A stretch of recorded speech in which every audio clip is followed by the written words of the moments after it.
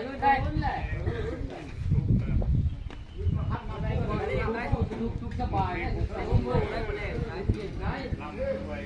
อ๋อจักรบาทเอ้ยนี่บ้าบาทนี่หัวกระชากราชราชข้า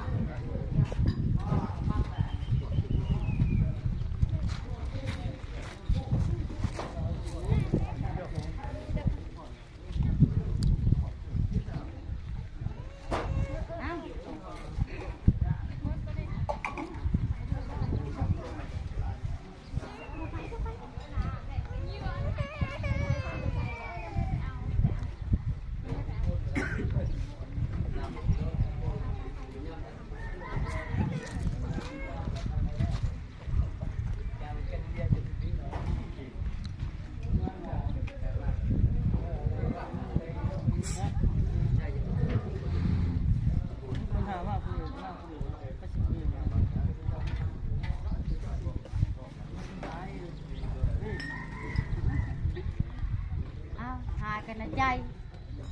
แต่ใจมันนี่เงิน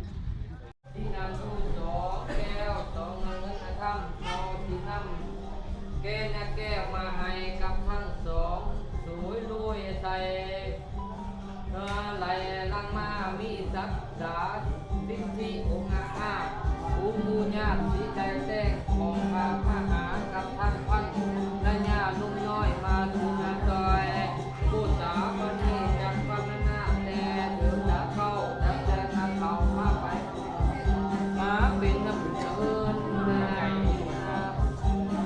ดาดแจ้งเข้าหาหมายผู้มาเอิญมีจังอภิษทั้งนั้นชื่อทางญาติใครผู้กินขวานพุ่มมาไม่เบกกระปาปลาไม่ดงมาโดนเดินโคจรมือแรงมือเจ้าวันนะครับมาเจ้าสูดแหลมตามาฟังอาปองตีตุลาแขมาเล่าตื้นเจ้าให้แถวเล่าไปหาจงใช้เข้าลงเล่าหาจอไปบงอาปอร่ำหนูปอตาดีไปหมายสีจะหมายสีฤทธิเจ้าปิ่นเสาแห่แล้วจริงอเมฆขวานใส่พันลุ่มตักไป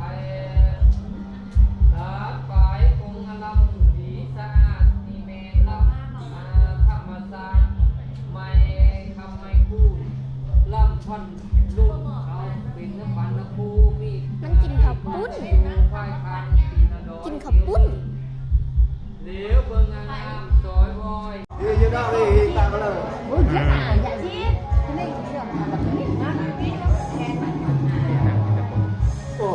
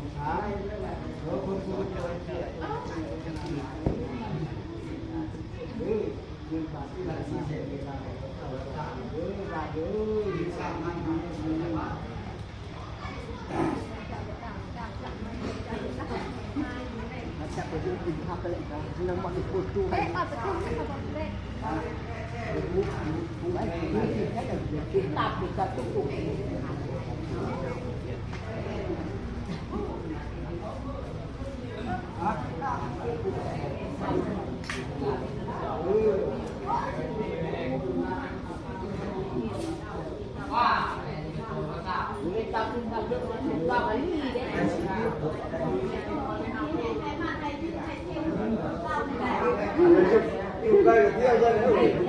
เรียนจะมาอยู่กันอยู่เพื่อนสมุนไพรได้ไหมไปพูดได้ไหม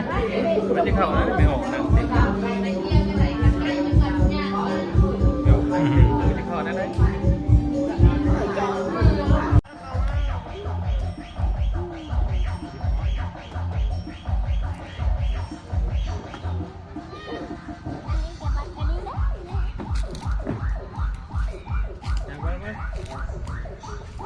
ลิงน้อย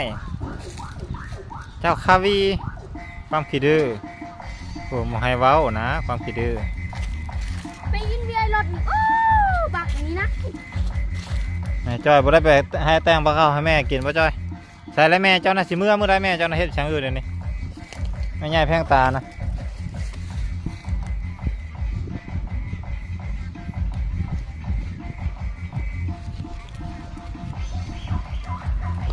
เดี๋ยวแม่สุกไปหากินข้าว